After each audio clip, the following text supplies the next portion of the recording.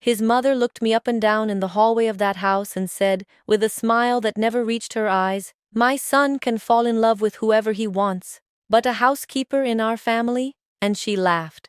That quiet, controlled, well-mannered laugh that hurts more than screaming, more than cursing, more than anything loud. Because it's a laugh that says, "You're not even worth my anger." I was holding the mop bucket. I had just finished waxing the hardwood floors in the upstairs hallway. Real Brazilian cherry wood, the kind that costs more than most people's cars. My hands still smelled like floor polish. And Mrs. Diane Whitmore, old money from Buckhead, Atlanta, charity gala photographs with 2 senators on the living room wall, a woman whose family name appeared in the society pages 3 or 4 times a year, was looking at me the way you look at a stain you just noticed on a white tablecloth. I swallowed everything, smiled back, looked down. Back then I still thought I could hold on, that maybe with time she'd see me differently, that what Marcus and I had was stronger than his family's pride. I was wrong, but not in the way you're thinking, because 68 wedding invitations were sent out. 68 envelopes with our names, Camille and Marcus, cream paper, gold lettering, addressed to every member, cousin, uncle, family friend, and longtime associate of the Whitmore family. 68 invitations, 0 responses, 0. Not a "so sorry we can't make it, but congratulations," not a card, not a text, nothing. Just silence, the most calculated, deliberate silence I have ever felt in my life. And on my wedding day, standing in front of the mirror in my Aunt Gloria's spare bedroom in Macon, Georgia, pinning my veil into my hair, my phone started blowing up. But it wasn't the kind of blow-up the Whitmores were expecting. Let me tell you how all of this started, because for you to understand what happened that day, and what a 10-second video did to a family's reputation, I have to take you back to a Tuesday afternoon in Atlanta, 2 years and 8 months before my wedding, the first time I rang the doorbell of a home in Buckhead with my cleaning caddy in hand and a heart full of hope. Tell me in the comments, have you ever been judged before someone even knew your name? Just because of your job, where you came from, what you were wearing? Let me know where you're watching from, and if you've been through something like this, leave a like, because this story is for you. I grew up in Macon, Georgia, not the pretty part they put on postcards. I grew up in the Unionville neighborhood, where the houses sit close together and people mind each other's business because that's just how community works when you don't have much else. My Aunt Gloria raised me from the time I was 7, after my mama got sick and couldn't manage on her own. Aunt Gloria is a seamstress. Not just any seamstress. She's the kind of woman who can take a leftover bolt of fabric from the discount bin at Hancock's and turn it into something that looks like it came out of a boutique on Peachtree Street. I learned to sew before I learned to drive. I learned that hands that know how to work with thread and needle can build things that money alone can't. I moved to Atlanta at 26 with one big suitcase and a partial scholarship to the Savannah College of Art and Design's Atlanta campus. SCAD, fashion design. I'd gotten in on my 3rd application. I was not going to waste it. But living in Atlanta costs real money, and I needed work. A woman from Aunt Gloria's church knew a woman who ran a household staffing agency out of Midtown. She placed me in 3 homes before I got to the Whitmores. The Whitmore house was in Buckhead, on West Paces Ferry Road. Gated driveway, iron fence, boxwood hedges trimmed like they were afraid of getting out of line. 5 bedrooms, 4.5 baths, separate living and dining rooms divided by a marble fireplace, an outdoor kitchen by the pool in the back. The garage had a Range Rover, a Mercedes, and something low and silver I later found out was a Porsche they barely drove. I had never been inside a home like that. The interview was conducted by Mrs. Whitmore. She met me in the kitchen.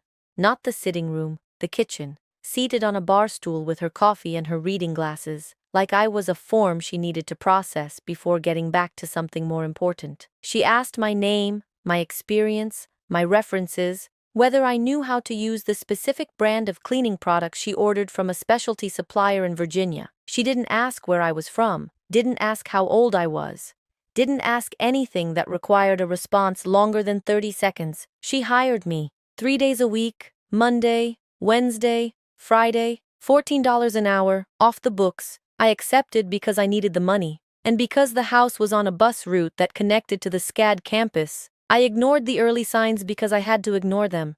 She never got my name right in the first month. She called me Camilla. I corrected her once a week. She'd say, right, sorry. And the following week, it was Camilla again. The lunch she left out for me was kept separate from the family's food. Not leftovers. She prepared it separately, but it was always the unseasoned, stripped-down version of whatever they'd had the night before. Like seasoning was a privilege I hadn't earned. There was a laminated sheet of house rules taped inside the pantry door. The half bath near the laundry room was for staff use. The main bathrooms were off limits even when I was cleaning them. In that case, I was to use the staff bathroom before or after, never during. Phone only during the lunch break. If it rang during working hours, silence it immediately. I followed every rule. I needed the job. I met Marcus in the 4th week. He came in mid-morning on a Friday when I was cleaning the living room. He came through the back door, the one off the kitchen, in running shoes with a water bottle, like he'd just come back from a jog. He was 31, tall, with an easy way of moving through a room. He worked for a while at his desk in the upstairs study, then came down, saw me in the hallway and said, "Hey, I'm Marcus, Diane's son. Sorry if I'm in your way." No one else in that family had said hey to me. Or their name. I told him mine. He said it right the first time. It wasn't immediate, at least not on my end. I had learned not to mix work with feeling. But he kept coming back on Fridays, always polite, always low-key, sometimes asking if I wanted coffee when he went to make some for himself. After 2 months we were having real conversations. He asked what I was studying. When I said fashion design, he didn't make the face. The one people make when they're trying to hide their surprise that someone like me would say something like that. He said, "What direction are you going? Ready-to-wear, couture, technical construction?" Nobody had ever asked me that with that level of specificity. 3 months later, we started seeing each other outside the house, quietly. He knew the risk. I knew the risk. We'd meet at a coffee shop in Inman Park, a low-key restaurant in West End, a bench near the SCAD campus. For 6 months we didn't tell anyone. It was Mrs. Whitmore who found out. She saw a message on his phone that he'd left on the kitchen counter while getting water. She didn't tell me what she'd seen. But 3 days later, on a Friday morning when I arrived with my cleaning caddy, she was waiting for me at the back door with an envelope. I noticed right away that something was different. She was standing. Normally I found her seated, with her coffee, treating my arrival as something too routine to require her to get up. But that morning she was standing, with the envelope, with that face that lets nothing through. "We won't be needing your services going forward," she said.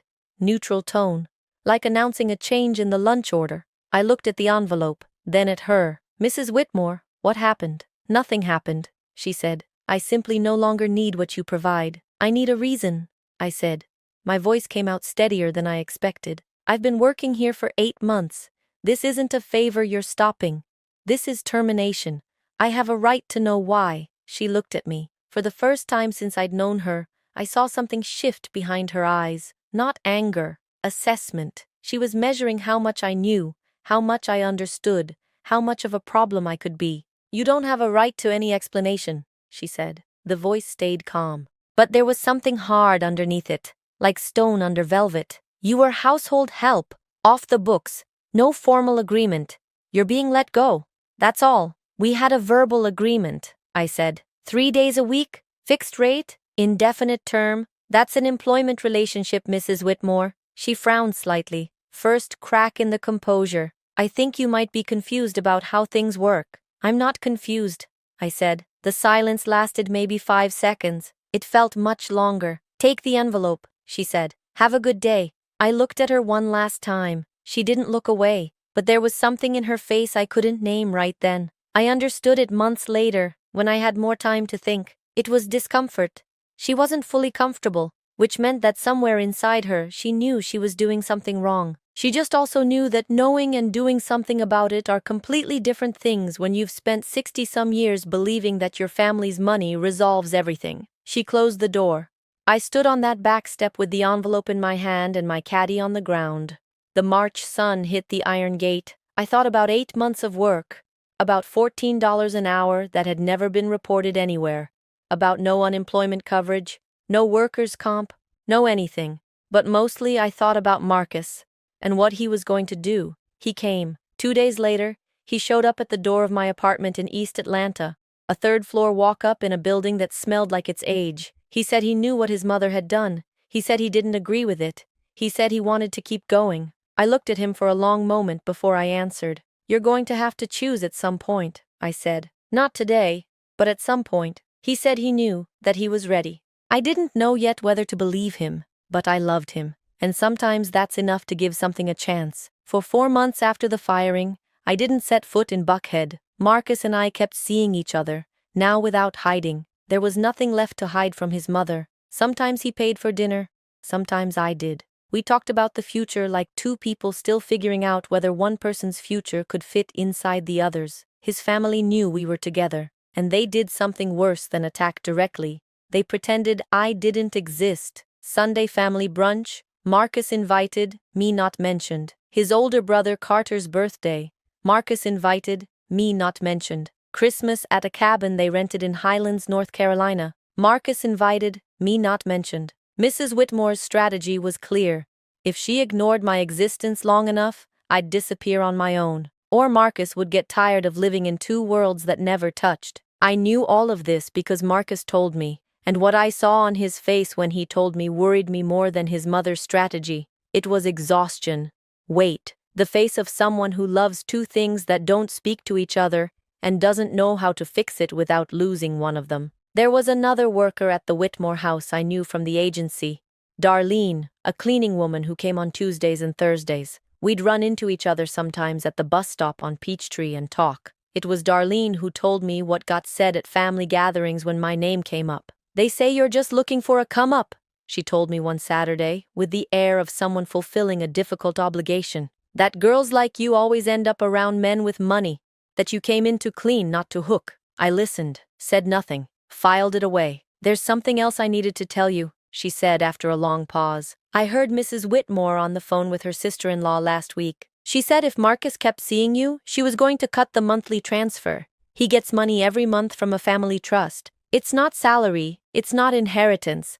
It's a monthly disbursement she controls." I went quiet, processing. "How much?" I asked. $8,000 a month," she said. "First of every month, like clockwork." I went home and lay awake until 2 in the morning thinking about what to do with that information, not to use it as a weapon, but because it changed everything I thought I understood about the situation. Marcus wasn't financially independent from his mother, and she knew it, and she was using it. The next day, I talked to him. Direct, no softening. Asked him about the trust disbursement. He went red, confirmed it, said he was in the process of pulling away, that he had a consulting firm he was building, that it was starting to generate revenue, that in a few months he wouldn't need it anymore. "How many months?" I asked. He didn't know exactly.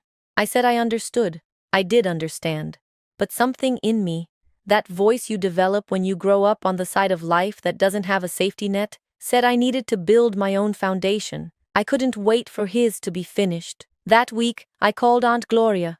Told her everything. The house, the firing, Marcus, the family. Aunt Gloria listened without interrupting.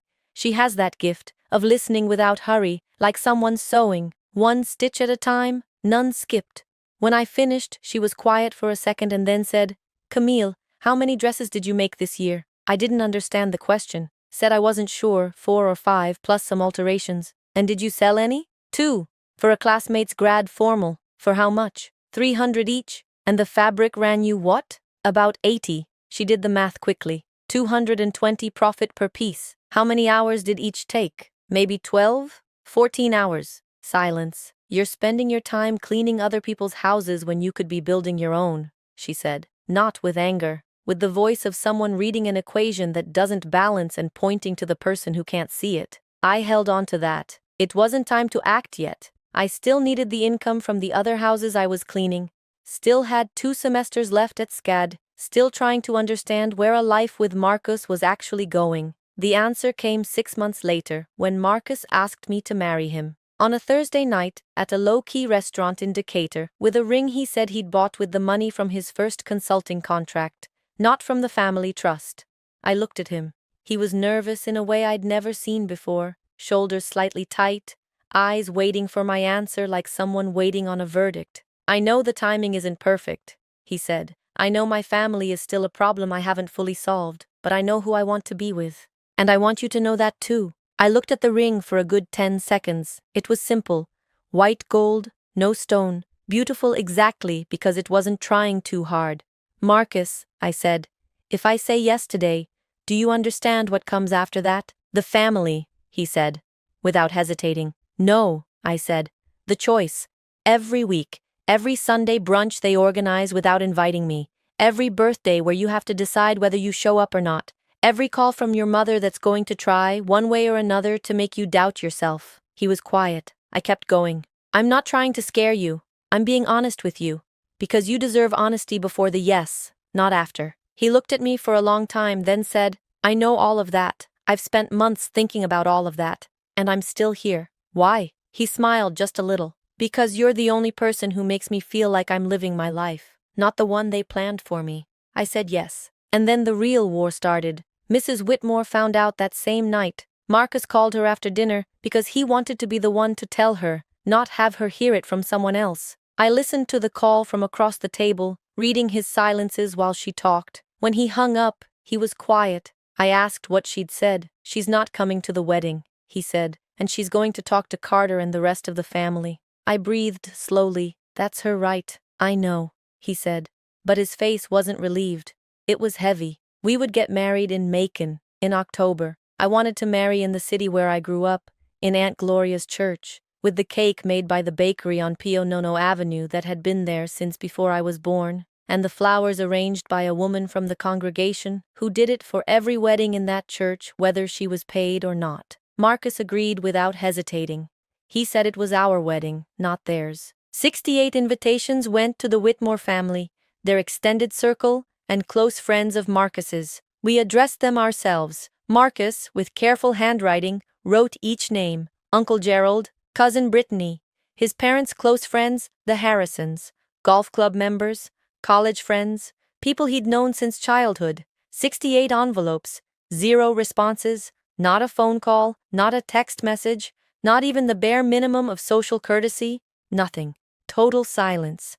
As if the envelopes had been swallowed by the earth. As if Marcus and I did not exist. I found out weeks later, through Lydia, Marcus's sister-in-law, Carter's wife, the only person in that family who had personally messaged me saying she was sorry for what was happening, that Mrs. Whitmore had organized a family gathering in Highlands, North Carolina, on the exact same day and at the exact same time as our wedding. A rental booked months in advance, done deliberately. Lydia messaged me a week before the wedding. She was torn. Carter wanted to go to his mother's gathering, but she wanted to come to our wedding. I hate what they're doing to you, she wrote. I went through something similar when I married Carter. His mother never fully accepted my family. I never forgot what that felt like. I wrote back thanking her, and I asked one thing. Do you have any proof of what they planned? She went quiet for a few minutes, then sent me a screenshot. It was a group chat. The name was Whitmore Family, private, 30 members. And there were messages I had to read twice before I believed they were real. Mrs. Whitmore, anyone who goes to that wedding is disrespecting this family. I want that to be clear. Uncle Gerald. Understood, Diane. Family first. Cousin Brittany. Lord, what a mess. Can you imagine explaining to your kids that your uncle married the housekeeper? An unsaved number. That girl saw an opportunity. Women like that always know exactly what they're doing. And then a message from Carter. The older son, the family's heir apparent, the person who was supposed to be the steady one. Marcus is going to regret this, but he made the choice to let in someone who didn't belong. We do what we can, someone who didn't belong. I read that line 3 times. I held my phone with both hands, breathed through my nose, didn't cry, not in that moment. I filed it away. Because I had learned, in 2 years of going in and out of that family through the back door, that the moment for feeling and the moment for acting are not the same moment, and the moment for acting hadn't come yet, but it was coming, with dates, times, each family member's name next to what they wrote. The messages went far beyond my wedding. There were discussions about money, about the grandfather's estate, about how Mrs. Whitmore kept her sons financially dependent through the trust. There was a message where she said plainly, if Marcus continues with this woman, the disbursement stops. End of discussion. There was Carter agreeing. There was Uncle Gerald saying it was The right call, the family can't lose. Lydia sent me a compressed folder with 31 screenshots from the group chat. Messages tease-footing over a young man's infatuation. A young man's infatuation. That's what they called me. I saved everything.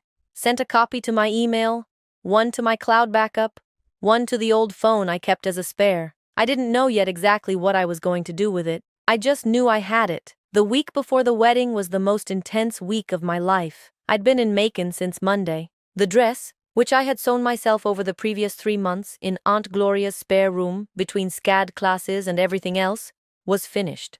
Ivory silk crepe with hand-stitched lace at the hem, a subtle sweetheart neckline, nothing overdone, every seam finished by hand. Aunt Gloria had taught me the French seam when I was 9 years old. Now it was in my wedding dress. Marcus arrived in Macon on Thursday. He was quiet, tense in a way that wasn't regular pre-wedding nerves. I asked what was going on. "My mother called this morning," he said. "She said if I go through with the wedding, she's cutting the disbursement permanently and removing my name from the grandfather's trust." I looked at him. "And you?" "I'm here," he said. "That's not what I asked." He breathed deep, looked at his hands. "I don't know what it looks like without the financial cushion from them. The firm isn't generating enough yet. It's going to be hard." "It is going to be hard," I said. "Can you live with that?" He was quiet for longer than I would have liked, then said, "I know you need something more certain from me, and I'm going to give it to you. I just need you to trust that it's coming." I didn't sleep well that week. Lay awake looking at the ceiling in Aunt Gloria's spare room, thinking that maybe I was about to marry a man who hadn't fully decided which side he stood on. That maybe the Whitmores were right about one thing I didn't want to admit, not about me, but about Marcus. About how much he was actually capable of letting go. The wedding day was a Saturday in October. Clear sky, mild autumn sun. Aunt Gloria woke me at 7 with coffee and a plate of biscuits she'd made from scratch. She helped me get ready in silence, the silence of two people who understand each other without needing to say much. When she put the last pin in my veil, she looked at me in the mirror and said, "You look beautiful, not because the dress is pretty, though it is, but because you made that dress, with your hands. Every stitch in it is a decision you made." I held back everything. The guests were about 120 people, my family, cousins from Macon, some from Warner Robins and Columbus who drove in, friends from SCAD, classmates from the program, Darlene who had asked for the day off and shown up in the 3rd row, and Lydia, who arrived alone, without Carter, eyes slightly red but chin up, from the Whitmore family. No one. The seat Marcus had reserved for his mother sat empty. At 4 o'clock I was in the vestibule with Aunt Gloria and my 2 cousins who were my bridesmaids. The music started in the sanctuary. It was time, and then my phone vibrated. A message from Lydia. "He's here." I didn't understand it at first. "Who's here?" "Marcus. He's at the church. He walked over from the hotel. He's outside waiting." I closed my eyes, breathed, opened them. "You okay?" Aunt Gloria asked. "Yes," I said, and I meant it.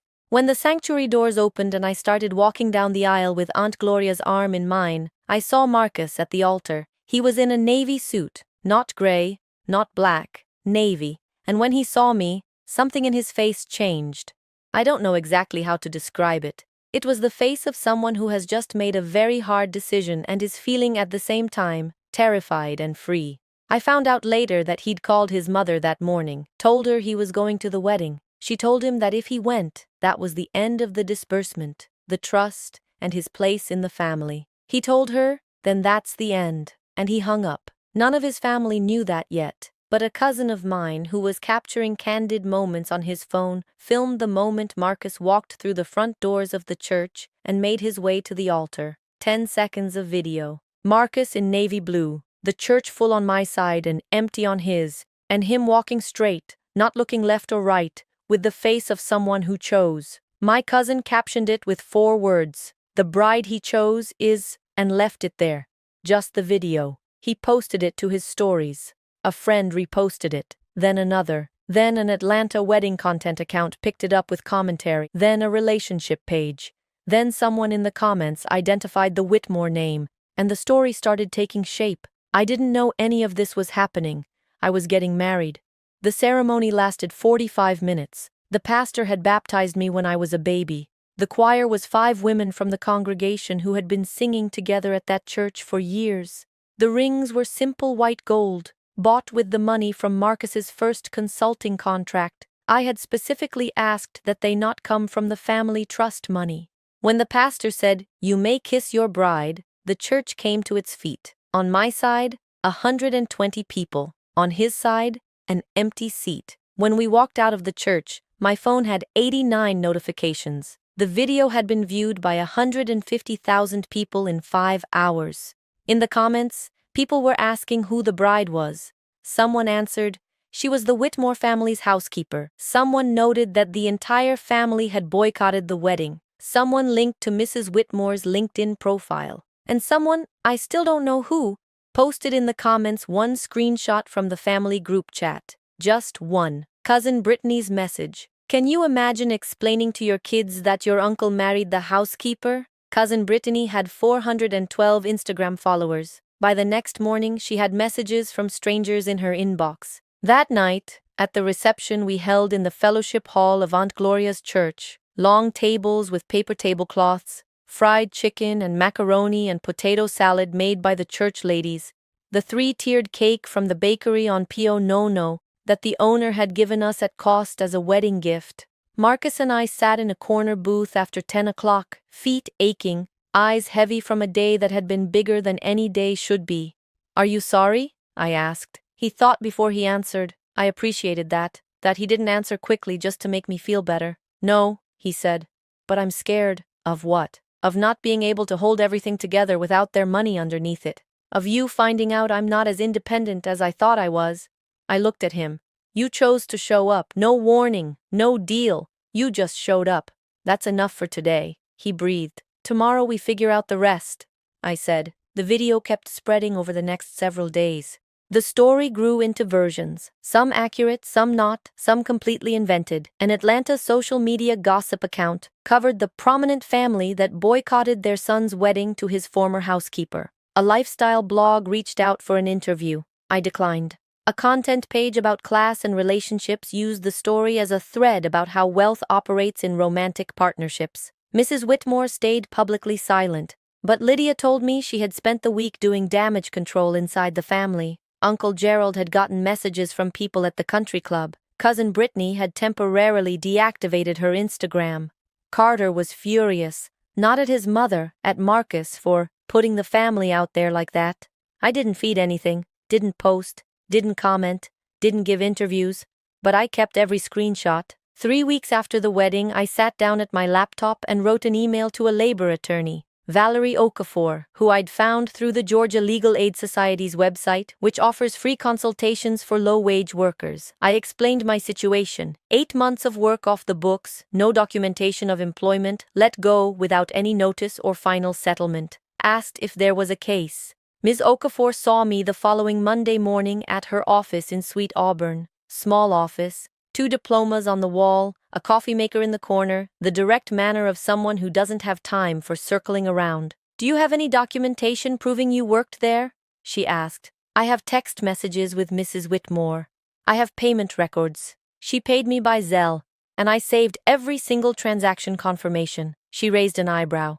"You saved all the Zelle confirmations?" "I save everything," I said. She smiled for the first time since I'd arrived. "Then we have a case." The demand letter was served to the Whitmore residence on a Thursday in November. I was in Macon when Ms. Okafor called to confirm receipt. She said their attorney had called the same day, 2 hours later. "What did he say?" I asked. "That his client is open to a quiet resolution." "At how much?" "He mentioned $3,000. I paused. "Ms. Okafor, what is the correct figure, accounting for 8 months of unreported wages, no unemployment insurance contributions, no workers' comp, and the manner of the termination?" She walked through the calculation out loud while I listened. She arrived at a number around $22,000, accounting for the back wages and damages for the abrupt termination and the defamatory statements made about my character and intentions. $3,000 is insulting, I said. "I agree completely," she said. "Tell them we're not accepting and that we're filing a formal complaint with the Georgia Department of Labor." 2 days later, their attorney called back. The offer went to $8,000. No, it went to $14,000, with a confidentiality clause. No, they went quiet for a week. Then their attorney said the family was willing to discuss the full amount but wanted to know if there were claims beyond the wage-related ones. I talked it through with Ms. Okafor. There were. The messages in the group chat calling me an opportunist, saying I had seen an opportunity. That was defamation. Not a private opinion shared between two people. It was a documented statement made in a group of 30 members, attributing dishonest intent to me without any factual basis. Do you want to pursue a defamation claim as well? Ms. Okafor asked. Yes, I said. And then Darlene called me. She was crying when she picked up. Said Mrs. Whitmore had found out she'd come to my wedding, probably from a photo someone had posted, and had fired her that same week. No notice. Nothing. Camille, I don't know what to do, she said. I've been there over 2 years. 2 years off the books. I have bills. Darlene, I said. Do you have your payment records? I have every Zelle going back 2 years and 3 months. I kept them because you once told me to always keep receipts. Do you remember? At the bus stop, you said you kept everything. I remembered. It was advice Aunt Gloria had given me, and I had passed along without knowing then that I'd need it myself. Then you have a case, I said. Do you want to pursue it? She was quiet for a long moment. I could hear her house in the background, a television, the sound of her kitchen, the domestic life she needed to sustain. I'm afraid of her, she said. She has connections. She has resources. She does, I said. But you have documentation, and I went through this same process. You won't be doing it alone. But what if it doesn't work? What if I end up with nothing and I lost the time? Darlene, you already ended up with nothing. She let you go without paying a cent of what she owed you. What exactly do you have left to lose? Long silence. I'm afraid, she said again. But this time it was different. Not the voice of someone who had decided not to act. It was the voice of someone who was about to act in spite of the fear. So was I said. She doesn't have the power over you that you're still giving her. Darlene filed separately, with another attorney Ms. Okafor recommended. There was also a third former worker, a woman named Sandra who had worked at the house before me, who Darlene knew, and who had been let go without documentation after 14 months. 3 separate labor complaints against the Whitmores within 2 months. The hearing was a Tuesday in February at the Georgia Department of Labor's offices in Midtown. I arrived early, dressed in a blazer I had made myself, not as a statement, just because it was my best. Ms. Okafor arrived shortly after with her folder. The Whitmore family attorney was a man in his mid-50s, charcoal suit, silver hair, well cut. The kind of lawyer wealthy families keep on retainer for exactly these situations. The kind who bills by the hour and knows that running out the clock is a strategy. He greeted me with a nod that wasn't really a greeting. Mrs. Whitmore wasn't present. She'd sent her attorney with power of attorney. When the proceeding opened, her attorney tried to argue the arrangement was independent contracting, not employment. That I had understood the terms when I accepted them. Ms. Okafor presented the Zelle records, 23 monthly payments, same amount, same sending account, same dates, and the text messages where Mrs. Whitmore had given me specific work instructions, task lists, hours. This is the profile of an employment relationship, Ms. Okafor said. Behavioral control, financial control, relationship type. All 3 categories of the IRS common law test point in the same direction. Their attorney responded with measured confidence. The absence of formal benefits and the cash payment structure is consistent with domestic contracting arrangements that are broadly accepted under Georgia law. The IRS and Department of Labor look beyond labels, Ms. Okafor replied. What matters is the economic reality of the relationship. My client worked exclusively for the Whitmores, 3 days a week, 8 consecutive months, under their direct instruction and supervision. The economic reality is employment. The hearing officer listened to both sides, asked pointed questions, set a continuation date. At the second session, Ms. Okafor presented the screenshot from the family group chat. The message calling me an opportunist. Their attorney challenged its authenticity. We have a sworn affidavit from Lydia Whitmore, a documented member of the group chat, confirming the authenticity of the messages, Ms. Okafor said. We are also prepared to submit metadata for forensic verification if the opposing party wishes to pursue that avenue. Their attorney went quiet. When he looked up, his tone had shifted. Ms. Okafor, he said, with the particular adjustment of someone changing strategy without admitting they're doing it, my client is prepared to discuss a comprehensive resolution that closes all outstanding matters. At what number? Ms. Okafor asked. $22,000 covering the wage claims and a compensatory amount for the alleged reputational damages. Ms. Okafor looked at me. I said quietly, 28,000, with interest from the date of termination, and a written acknowledgement. She repeated it to their attorney. He stepped out to call his client. I sat looking at the institutional clock on the wall, round, beige plastic, exactly the kind you find in public school classrooms. I thought about how Mrs. Whitmore had probably never sat in a room like this, never waited in a chair like this, in a government office that smelled like old paper and recycled air. Their attorney came back in 11 minutes. Accepted, he said. The settlement agreement was signed that afternoon. $28,000, payable within 30 days, with interest calculated from my last day of work, and a written acknowledgement, drafted by their own attorney, stating that the family had no factual basis for characterizing my conduct or intentions as they had done, and expressing regret for any harm caused to my reputation. I read the acknowledgement 3 times before I signed. The last line said, "The Whitmore family acknowledges that the characterizations made in the aforementioned private communications were without factual foundation and regrets any damage caused to the reputation and dignity of Mrs. Camille Whitmore." Mrs. Camille Whitmore, with my married name. Their name, now mine. I signed. Outside the building, on the sidewalk in Midtown Atlanta, with the February sun on my face, I called Aunt Gloria. She picked up on the second ring. "Is it done?"